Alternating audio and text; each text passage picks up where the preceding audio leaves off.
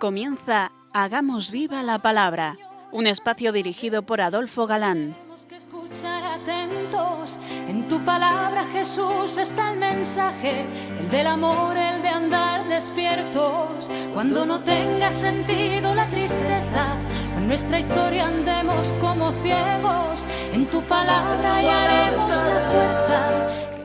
Hola queridos oyentes, un día más en esta emisora de la Madre nos encontramos con vosotros a través de las ondas para compartir el gozo de disfrutar la palabra de Dios buscando en vuestra compañía su vigencia y fuerza para nuestra vida, que es nuestro objetivo, más allá del mero análisis de los textos que desde luego también es interesante. Aquí estamos de nuevo, Katy González, Adolfo Galán y María José García, dispuestos a pasar este rato en vuestra compañía. Bienvenidos a nuestro programa Hagamos Viva la Palabra. Hola amigos, gracias por escucharnos un día más. Fieles al lado del receptor ahí a pesar de la climatología veraniega. Terminado el libro del Evangelio de San Juan, aquí estamos con un nuevo tema de análisis y estudio, que es del Antiguo Testamento, obviamente, pues ya sabéis que venimos alternando Antiguo y Nuevo Testamento. Y dentro del Antiguo Testamento hemos elegido un tema, el profetismo. Por tanto, iremos viendo detallado uno a uno los profetas escritores. Y vamos a comenzar con uno de los llamados menores, concretamente Amós. Pero en primer lugar vamos a situarnos y haremos una pequeña introducción al profetismo. Los profetas escritores será el tema del curso que hoy comenzamos, pues como sabemos en la Biblia aparecen otros profetas que no tienen libro profético propio y que son grandes paladines del profetismo, como pueden ser Elías, Eliseo o Natán, por ejemplo. Pero ninguno de esos tres que acabamos de mencionar tiene el libro propio con su nombre. Son otros libros los que nos hablan de ellos. Nosotros vamos a estudiar los que tienen el libro, o sea, los profetas escritores. Y vamos primero con una pequeña introducción y plan del curso para que nos situemos, ¿no?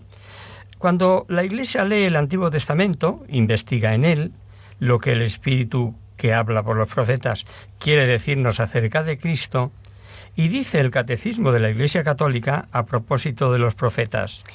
Por profetas, la fe de la Iglesia entiende aquí a todos los que el Espíritu Santo han inspirado en la redacción de los libros santos, tanto del Antiguo como del Nuevo Testamento.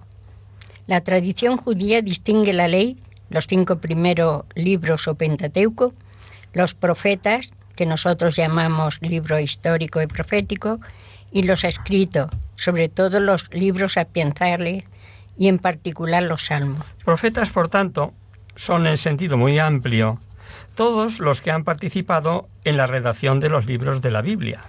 Profetas son en esencia los que en la redacción de los libros de la Biblia, movidos por Dios, hablan en su nombre, y lo son, obviamente, los que han dejado plasmado su mensaje en los libros proféticos. Dejando de lado las dos primeras acepciones, en este curso nos vamos a ocupar exclusivamente de los libros proféticos en sí, y que en el canon comprende los 4 profetas llamados mayores, por ser los más extensos, Isaías, Jeremías, Ezequiel y Daniel, y los 12 profetas menores. Amós, Oseas, Miqueas, Sofonías, Nahum, Habacuc, Ageo, Zacarías, Malaquías, Joel, Jonás y Abdías. Que tienen evidentemente menos contenido y por eso lo llamamos menores. Y veremos también Lamentaciones y Baruc ligados al profeta Jeremías. Pues el primero, Lamentaciones, es atribuido a él por la Vulgata y el otro escrito fue hecho por su secretario Baruc y que lleva precisamente su nombre. En consecuencia, nos ocuparemos de la introducción, marco histórico, exégesis general e interpretación, así como de las citas de estos libros que aparecen frecuentemente en el Nuevo Testamento y que tan importantes fueron tanto entonces como hoy, para comprender el mensaje cristiano, como anunciado y prefigurado por Dios mediante los profetas. Hemos de tener en cuenta que los oráculos, enseñanzas y directrices que contienen orientan al pueblo elegido desde el siglo VIII hasta el siglo II antes de Jesucristo, es decir, durante el periodo más importante de la historia de Israel, y abrieron la puerta a la venida del Mesías, que tendrá lugar en la encarnación de Jesucristo. Y antes de comenzar el estudio de estos 18 libros del Antiguo Testamento, 20, con Lamentaciones y Baruch, como hemos dicho, conocidos como libros proféticos, vamos a recordar también unas palabras del Concilio Vaticano II en su Constitución dogmática Dei Verbum. En el capítulo 3 dice, el concilio advierte que el autor principal de la Biblia es el Espíritu Santo, y a continuación dice: en la composición de los libros sagrados, Dios se valió de hombres elegidos que usaban todas sus facultades y talentos. De este modo, obrando Dios en ellos y por ellos, como verdaderos autores, pusieron por escrito todo y solo lo que Dios quería. Hace unos 16 siglos, también un santazo como San Agustín, obispo de Hipona, decía: por medio de hombres y al modo humano, Dios nos habló, porque hablando así nos busca. Nos busca. Y esto hay que repetirlo hoy. Nos busca, sí, nos busca, porque, luego veremos el porqué. Pero hemos visto que dice Agustín al modo humano. ¿Cómo busca Dios al alma humana, siendo el hombre inteligente y libre? ¿Venciéndola con la fuerza indiscutible de sus milagros y anularían todo mérito de libertad de creer, de aceptar o rechazar? No. Dios nos busca, digámoslo ya, valiéndose de segundas causas. Y solemos empezar los cursos, o las emisiones, como en este caso, preguntando a los nuevos y recordando a los antiguos la pregunta, en este caso clásica: ¿por qué estás aquí en esta sintonía? ¿Sabes tú a qué vienes? Fijaos, ¿cómo contestarían a esta pregunta, por ejemplo, San Pedro y San Bartolomé? Pedro diría: me trajo mi hermano Andrés. Y Bartolomé: pues yo porque me lo dijo Felipe. Leamos lo que dice Jesús en el Evangelio de Juan. Vosotros no me escogisteis a mí, sino que yo os he escogido a vosotros y os he encargado que vayáis y deis mucho fruto, y que ese fruto permanezca. Así el Padre os dará todo lo que pidáis en mi nombre. Pues bien, tú, querido oyente, has venido aquí y tú estás escuchando este programa porque Dios te ha buscado. El anuncio de un amigo, la costumbre, alguna publicidad de la radio, han sido las causas segundas, no lo dudes. Y como viniste a estudiar Biblia, a escuchar Biblia, a conocer la palabra de Dios, claro que estudiaremos la Biblia, claro que estudiaremos la palabra de Dios, pero ¿aprender solo para saber? ¿O aprovechando la ocasión buscar agradar algo a Dios, elevando mi esperanza por la fe en las palabras proféticas, gozándome de la alegría que se siente ante el repetido mensaje de misericordia? Ya llegaremos, pero vamos a adelantaros una cita de Isaías. Venid y entendámonos, dice Yahvé.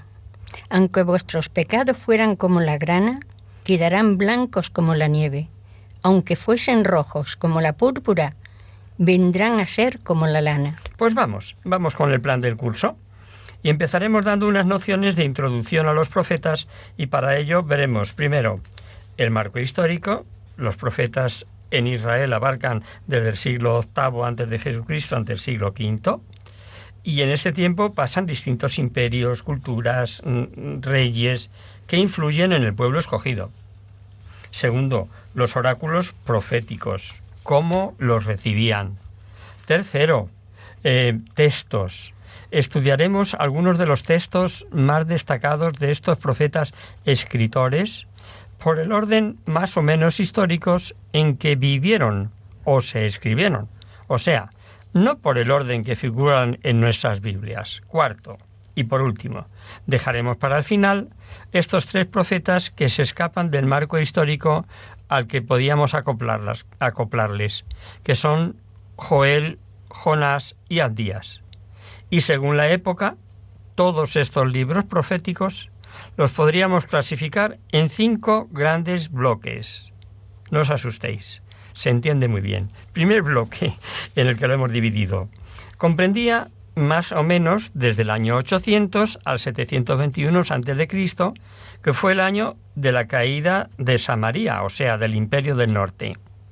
Veremos aquí aquel que profetizó hambre y sed, pero posible palurdo llamado Amós, a quien Dios le larga la papeleta de vérselas con los sacerdotes corrompidos del Reino del Norte y decirle las verdades de sus corruptelas y proponiéndoles el remedio. Veremos a aquel profeta que expresaba el amor infinito de Dios en lenguaje matrimonial, como el de un esposo locamente enamorado que a veces quita todo a su esposa para que regrese, para que vuelva a la infiel, aunque sea por necesidad, y otras la colmará, pero de bienes, de gracias, para que no corra tras sus posibles amantes. Es el profeta Oseas, que se adelantó en su forma de expresarse al Nuevo Testamento, cambiando esa dinámica conocida de pecado, arrepentimiento, perdón, por perdón, arrepentimiento, pecado, perdón y arrepentimiento. Y antes de que arrepentidos pidamos perdón, Dios ya nos lo ha dado. Esto es del profeta Oseas, Y veremos también en este bloque al profeta más clásico de la Biblia, a Isaías. Genial profeta, genio de la religiosidad y que creó escuela. Tal vez el libro que lleva su nombre puede abarcar unos 300 años, como estudiaremos.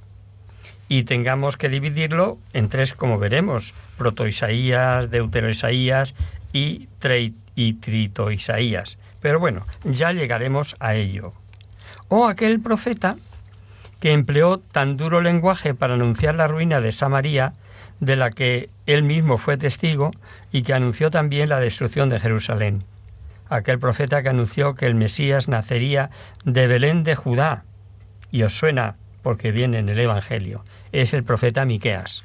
Bueno, pues todo eso era del primer bloque. Del segundo bloque, comprendería más o menos desde el 650 al 586 a.C. No olvidéis que en el Antiguo Testamento los años se cuentan al revés, de más a menos, hasta llegar al 0, que lo marca el nacimiento de Cristo. Y veremos aquí al profeta que tuvo la dura misión de ser inquisidor para su pueblo, anunciar a los suyos la ruina, la deportación, la destrucción y desolación por sus muchos pecados cometidos, y también la necesidad de volver a edificar y plantar.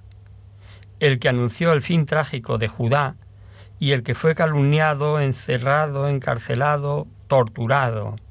Hablo del profeta Jeremías, claro.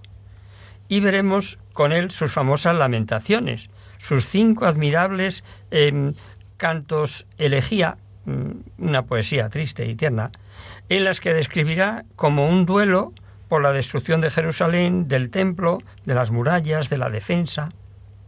O también, en este bloque, aquel que fue secretario de Jeremías, el profeta Baruch, con su oración penitencial y el reconocimiento de sus pecados, y por la confesión de los pecados, la esperanza. O Sofonías, el famoso profeta del Dies Irae, el día de la ira de Yahvé, llamando a penitencia. O otro llamado Nahum, impresionista, patético, que los que dominan el hebreo consideran como genial poeta, y que junto a los testigos contra Nínive revela también la justicia de Dios hacia los perversos. O Habacuc, con aquella pregunta tan habitual: ¿por qué a los buenos le va tan mal y a los malos también? Y pareciendo que no les pide cuenta Dios, y no digamos la respuesta de Dios tan definitiva, y que citarán tanto San Pedro como San Pablo, y es: el justo vive de la fe, dice escribiendo a los romanos. Pues el Evangelio nos muestra de qué manera Dios nos hace justos, es por fe y solamente por fe. Así lo dicen las Escrituras: el justo por la fe vivirá. Que dice San Pablo, como decimos, ¿no? Tercer bloque. Comprenderá el periodo que va desde el año 586, cuando la caída de Jerusalén, ya del Reino del Sur, hasta el 538 a.C., más o menos. Los judíos son deportados a Babilonia, al destierro, salvo los pobretes, que dejaron arrasada Judá. Y en este periodo meteremos también los primeros deportados, pues antes del 586, en el 593 a.C., hubo ya una primera deportación, es decir, no se los llevaron todos de una vez. Y veremos aquí justamente el famoso libro de Ezequiel, que salió deportado con su pueblo siendo aún joven, haciéndose famoso entre los exiliados. No le hacían caso, pero acudían a oírle, como nos dice el texto.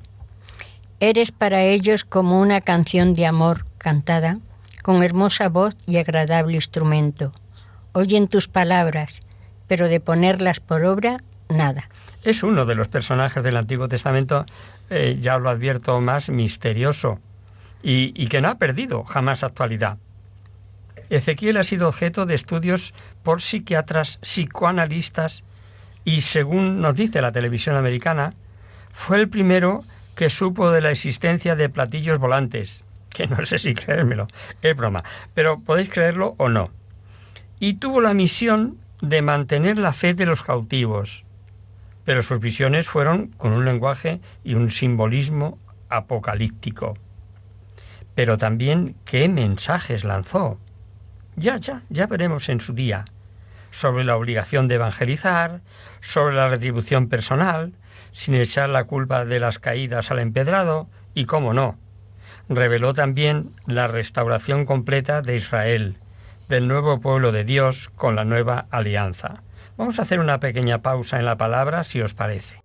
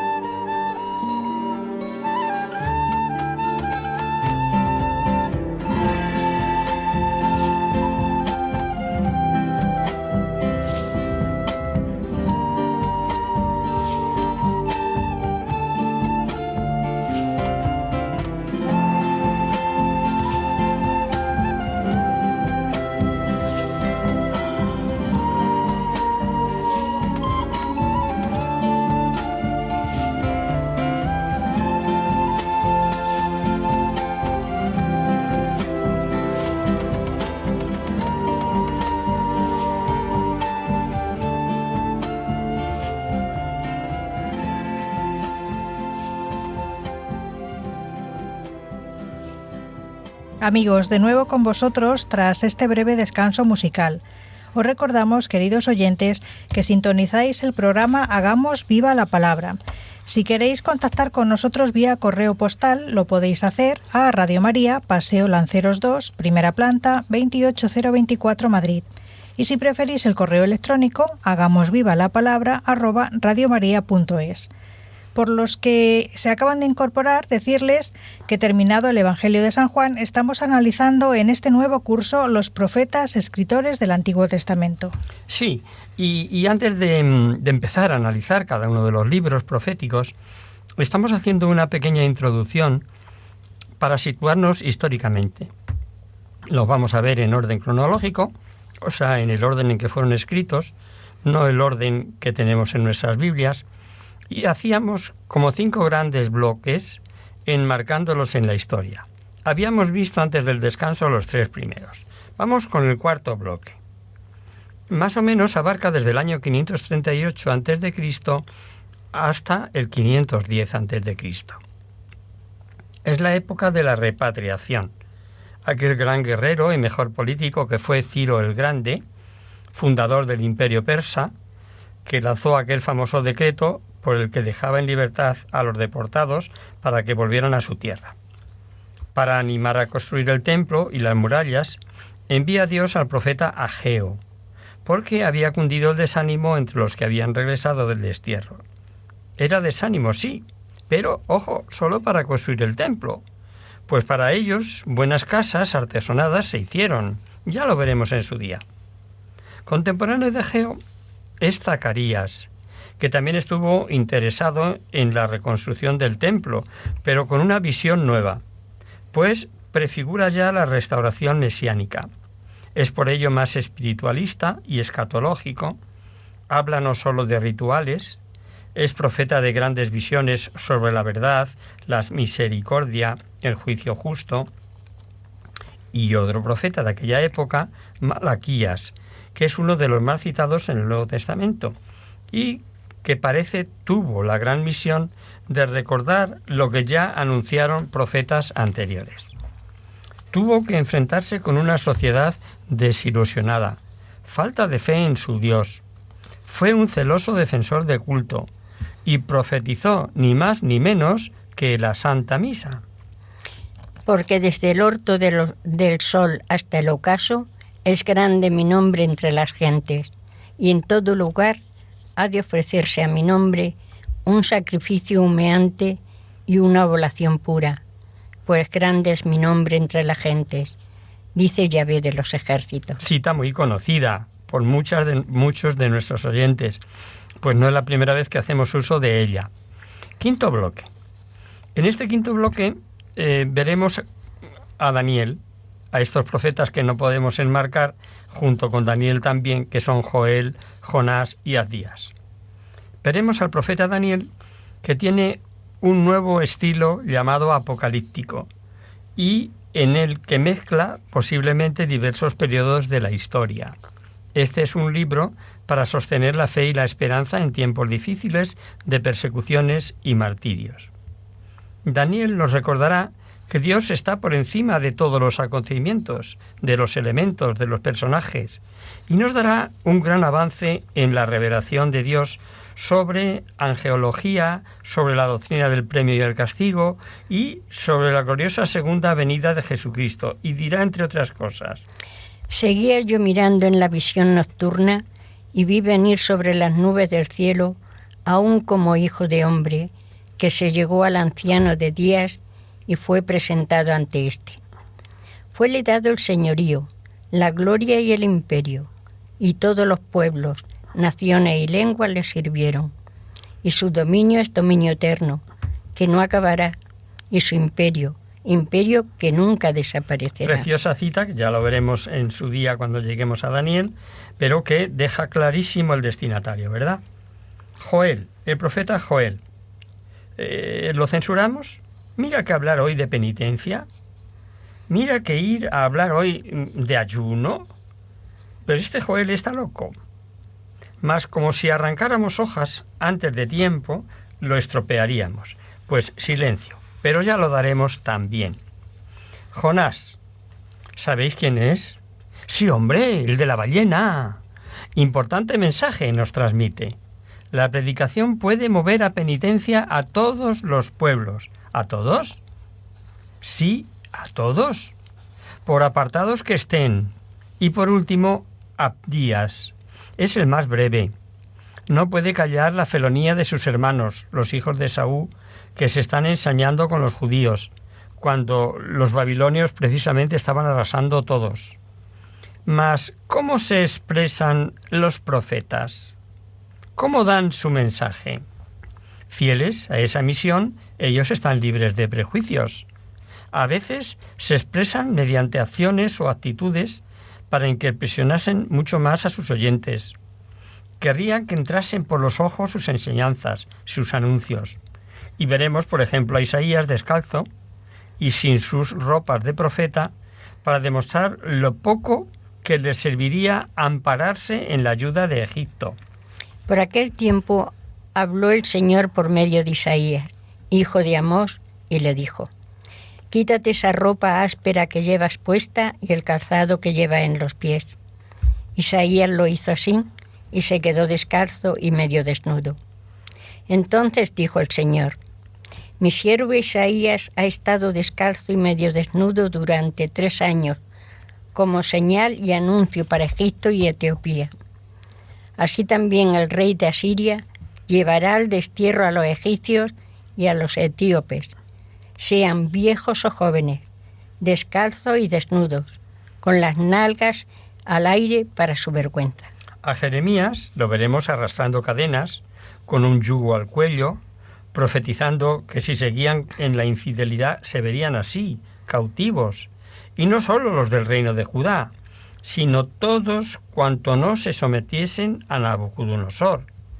Y le dijo: Hazte unas correas y un yugo, y póntelo sobre el cuello. A Ezequiel, pelarse el pelo y raparse para anunciar el destino de los exiliados, etcétera, etcétera.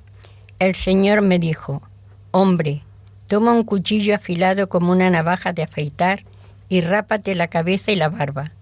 Toma luego una balanza y divide tu pelo en 3 partes. Y es que empleaban muchas veces acciones simbólicas como representación plástica de sus enseñanzas teológicas.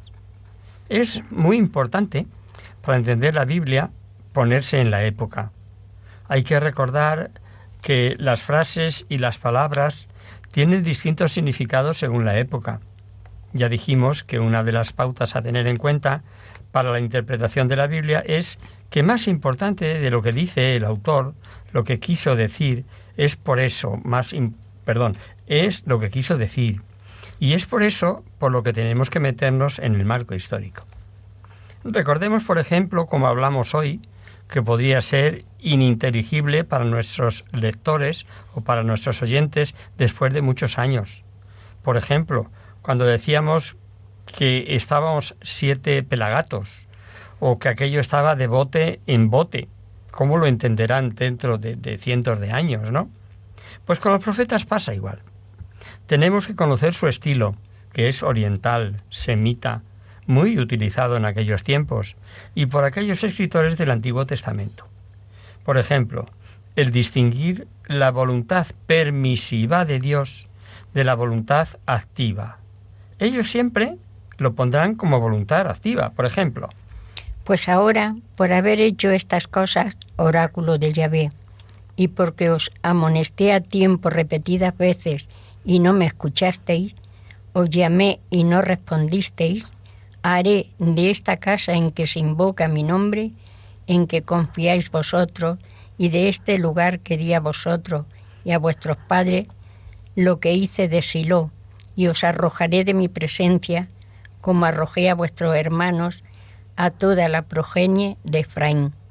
Yo haré, yo os echaré, yo hice con Silo, etcétera, etcétera, ¿no? Es decir, permite que pase, esto es o aquello como es, etcétera, etcétera. Silo, entre otras cosas, fue un antiguo centro de culto en tiempos de los jueces y de Samuel que fue destruido, ¿no? Eso ya lo encontramos en el libro de los jueces. Es fácil de entender. El quid de la cuestión es que Dios siempre ojo a esto, siempre respeta la libertad del hombre. El hombre libremente rechaza a Dios, deja libremente de seguir lo que Dios querría.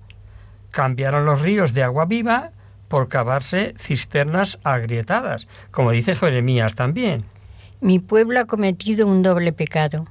Me abandonaron a mí, fuente de agua viva, y cavaron sus propias cisternas, pozos agrietados que no conservan el agua. Vienen otros más poderosos que ellos, y como no cuentan con la ayuda de Dios, porque ellos mismos ya lo habían rechazado, Dios permite para castigo que les casquen. Así de sencillo.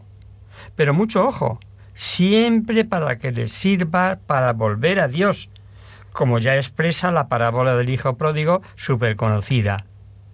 Sin embargo, el escritor sagrado dirá que todo eso lo hizo Dios, no que todo eso lo permitía Dios. Escuchemos. Cuando te pregunten, ¿por qué nos hizo todo esto el Señor nuestro Dios? Respóndele, así como abandonaste al Señor y os pusiste a servir a dioses extranjeros en vuestra propia tierra, así también tendréis que servir a gente extranjera en una tierra ajena. O sea, las causas segundas por Dios permitidas se expresan como voluntad activa de Dios, no como voluntad permisiva. Hay otras advertencias. Toda profecía conminatoria tiene eficacia solo en el supuesto de que a quienes va dirigida no escuchen, desprecien o rechacen. Es clásico el caso del profeta Jonás. El Señor se dirigió por segunda vez a Jonás y le dijo, anda, vete a la gran ciudad de Nínive y anuncia lo que te voy a decir. Jonás se puso en marcha y fue a Nínive como el Señor se lo había ordenado. Nínive era una ciudad tan grande que para recorrerla por entero había que caminar 3 días. Jonás entró en la ciudad y anduvo todo un día, diciendo a grandes voces, dentro de 40 días Nínive será destruida. De aquí a 40 días Nínive será destruida. Y Nínive no fue destruida. ¿Por qué razón? Vamos a leer los siguientes versículos de este profeta. La gente de Nínive creyeron a Dios y pregonaron ayuno y se vistieron de saco desde el más grande al más pequeño.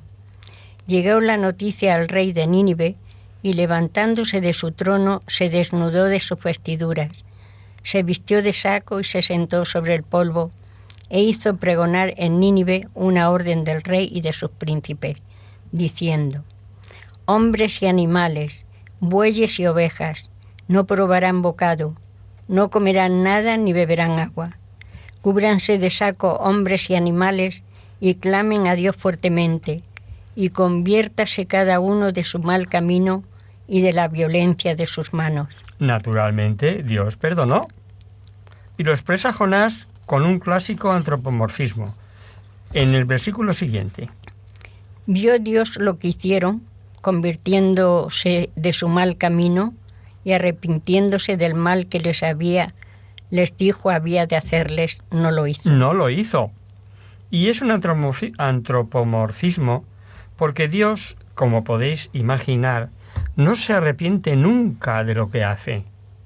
No os extrañe que al comenzar un libro repitamos dichos o hechos ya conocidos en libros anteriores, sobre todo en lo relativo al marco histórico. Y esto, aunque ambos sean de la misma época, pues para unos servirá de recordatorio y para otros de comprobación sobre la paciencia infinita de Dios, que todo lo permite para que volvamos a Él, para que retornemos a Él. El mismo Jeremías, que anunciaba ruina y deportación, advertía también sin cesar. Limpia de maldad tu corazón, Jerusalén, para que puedas ser salva. ¿Hasta cuándo se albergarán en tu interior tus perversos pensamientos? Y lo predicaba, pese a que sus profecías eran de destrucción y calamidades, que podían evitarse si le hubieran hecho caso y le hubieran oído. Lo vamos a dejar aquí por hoy, por esta tarde, si os parece, queridos oyentes.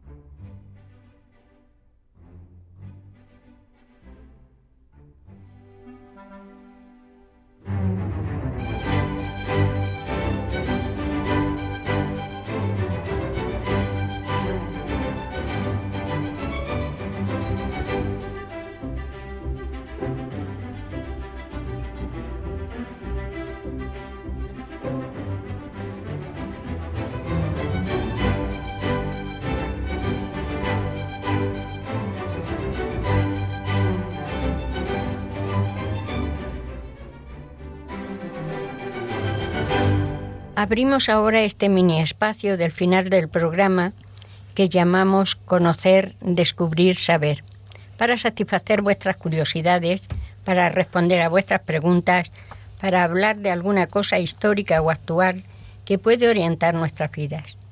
En esta ocasión no hemos recibido ninguna consulta, así que os vamos a hablar de los valores humanos que hacen que con pequeños detalles la vida sea más bonita. Nos referimos a la afabilidad en la convivencia y a la vocación de servicio. Ambos, estos dos, son de una importancia capital, pues cuando se tienen, se viven y disfrutan. Por el contrario, cuando faltan, se echan muchísimo de menos. La afabilidad es aquella cualidad que consiste en ser accesible y amable en el trato y en saber escuchar. La virtud de la afabilidad nos lleva a hacer la vida más grata a quienes vemos a diario. Y esta virtud no causa gran admiración, pero cuando falta, las relaciones entre las personas se vuelven tensas, difíciles y en ocasiones incluso imposibles. La definición misma de afabilidad supone que existe una distancia entre el que acoge y el que es acogido. Distancia que el hombre afable se esforzará por hacer desaparecer. Es justamente lo opuesto al egoísmo, al gesto destemplado, al mal humor o a la falta de educación. La persona afable es buena, dulce, amable, sus palabras son cariñosas, sus maneras respetuosas, a la vez que afectuosas, así casi familiares, pero sin perder su dignidad. Y todo esto no fingido, sino que le sale del corazón. En palabras del padre Rollo Marín, la afabilidad es la virtud que nos impulsa a poner en nuestras palabras y acciones exteriores cuanto pueda contribuir a hacer amable y placentero el trato con nuestros semejantes. Teología de la Perfección Cristiana, padre Rollo Marín. Como cristianos, siempre debemos ir un poco más allá. Al cultivar la afabilidad, que es la virtud social por la excelencia del cristianismo, podemos convertir ese trato afable en un acto de caridad si lo hacemos por amor a Dios. Así, la caridad eleva y enriquece justamente esta virtud. Una persona afable será indulgente con las faltas del prójimo, paciente, afectuosa y amable, especialmente en las conversaciones, hablará con buenas maneras, con naturalidad, con calidez y sencillez.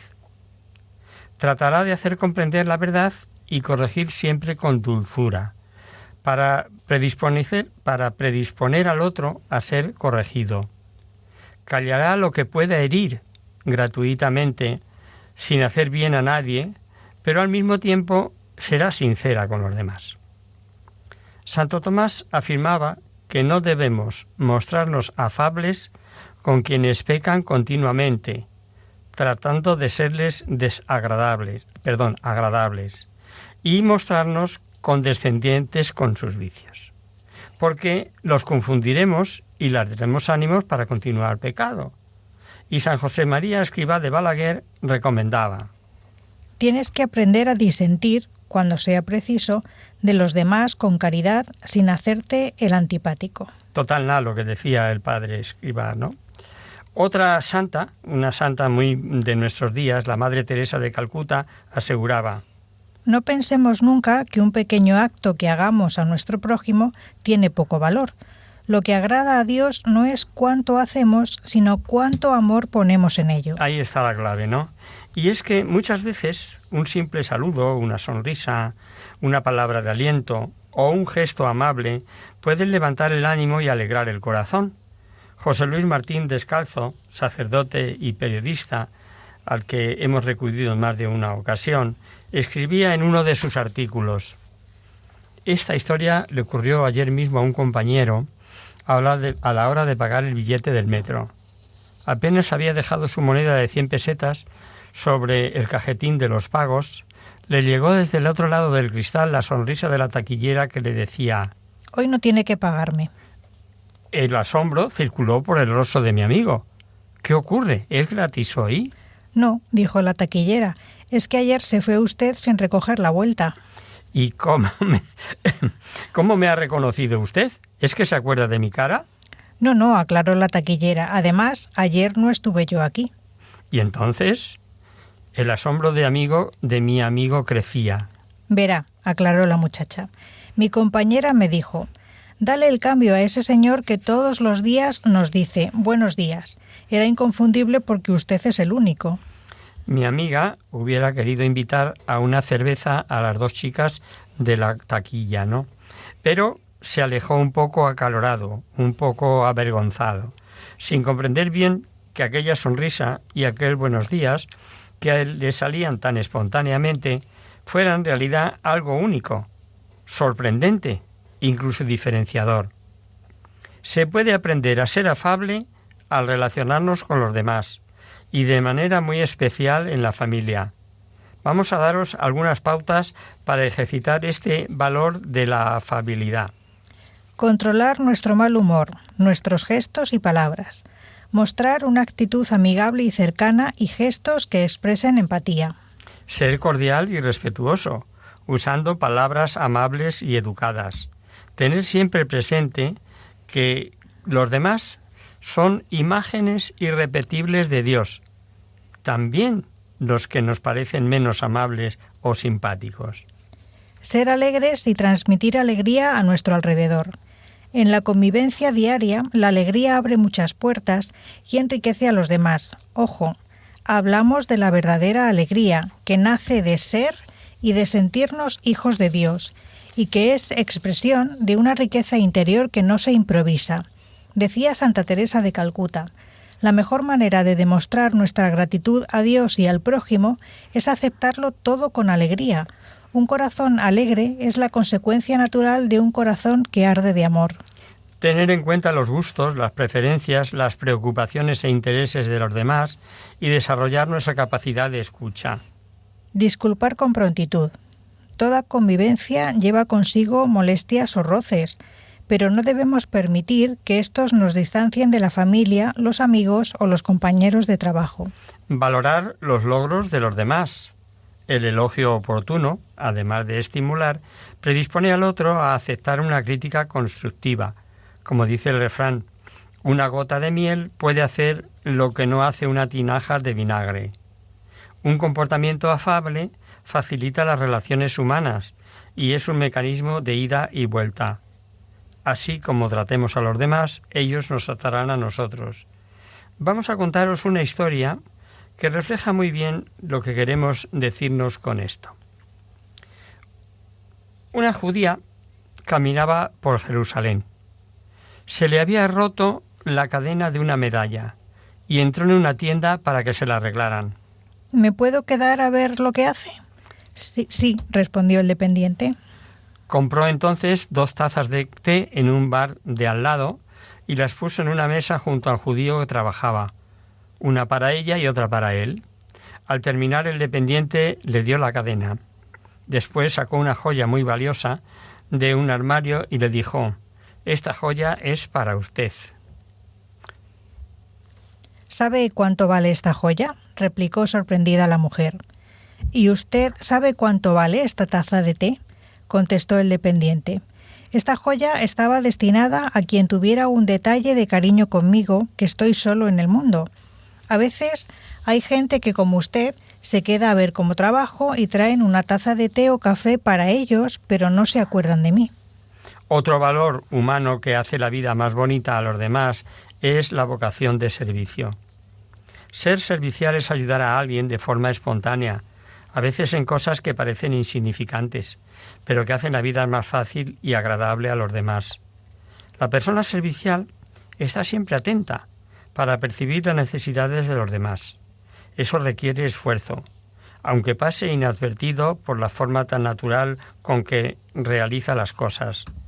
La persona que es servicial no tiene miedo a que los demás se aprovechen de ella, pues sabe distinguir entre la necesidad real y el capricho, Y es que ser servicial no implica ser débil o no negarse a nada.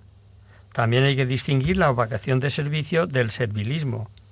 Las personas que actúan por interés o conveniencia, deshaciéndose en atenciones ante determinadas personas, por su posición social o profesional, no son serviciales, sino que practican el servilismo. Para el cristiano, el valor del servicio, igual que la afabilidad, no puede ser fingido ni forzado, sino que debe hacerse con amor. Decía Santa Teresa de Calcuta que para ser verdadero, el amor tiene que empezar con Dios en la oración. Si rezamos, podremos amar, y si amamos, podremos servir. Desarrollar el hábito de ser servicial requiere esfuerzo, sobre todo al principio y la práctica, con la poca práctica, ¿no? Os vamos a dar algunos ejemplos que os pueden ayudar a implantar ese valor en nuestra vida cotidiana. Preocuparse por conocer las necesidades de los demás. De nuevo, Santa Teresa de Calcuta nos aconseja al respecto. Esforcémonos por conocer a nuestro prójimo, porque ese conocimiento nos llevará a un amor mayor y el amor a un servicio personal. Buscar pequeños detalles de servicio en lo cotidiano, como por ejemplo ayudar a recoger la mesa después de comer, ceder el paso o en lugar a otra persona, llevar documentos u objetos en vez de esperar a que alguien venga a por ellos. Cada una de esas acciones nos capacita para hacer un mayor esfuerzo en lo sucesivo. Vencer la pereza y la comodidad. Al principio nos costará, pero no olvidéis que cada pequeño acto de servicio nos fortalece. Demos cuenta de lo que los demás hacen por nosotros sin que se lo pidamos y valorarlo. No perder el tiempo en juzgar si lo que nos han pedido es agradable o no. Debemos comenzar cuanto antes sin considerarlo una carga. Desarrollar nuestra iniciativa, nuestra capacidad de observación, nuestra generosidad y solidaridad. Si nos ponemos en el lugar del otro y hacemos lo que nos gustaría que los demás hicieran por nosotros, el servicio será eficaz. Santa Teresa de Calcuta, que dedicó su vida al servicio de los más pobres, daba a los que pasaban por la casa madre de Calcuta su tarjeta de visita en las que se podía leer: fruto del silencio es la fe, fruto de la fe es la oración, fruto de la oración es el amor, fruto del amor es el servicio, fruto del servicio es la paz. Si todos nos esforzamos por ser serviciales y afables, pondremos un poco de paz a nuestro alrededor y encontraremos paz en nuestro corazón. Y además estaremos poniendo nuestro granito de arena para que el mundo sea mejor. Y hasta aquí, queridos amigos, el programa de hoy. Os dejamos con nuestra sintonía y os recordamos que si queréis dirigiros al programa para cualquier duda, aclaración o sugerencia, participando en el espacio de conocer, descubrir, saber, estamos a vuestra total disposición y encantados de atenderos en la siguiente dirección: Radio María, Paseo Lancero 2, primera planta, 28024, Madrid.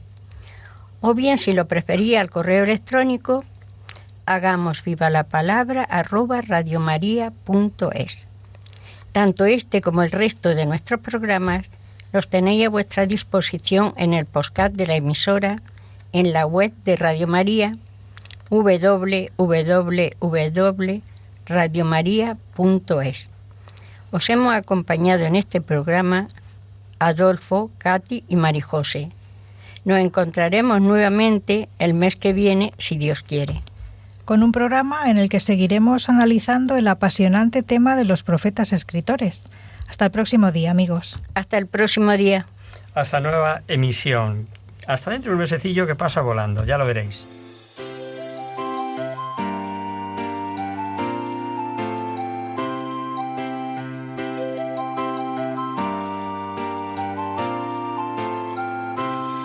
En tu palabra, Señor, está la clave. Solo tenemos que escuchar atentos. En tu palabra, Jesús, está el mensaje, el del amor, el de andar despierto. Así concluye Hagamos viva la palabra con Adolfo Galán. andemos como ciegos, en tu palabra hallaremos la fuerza que nos levante y llene de sosiego. Ojalá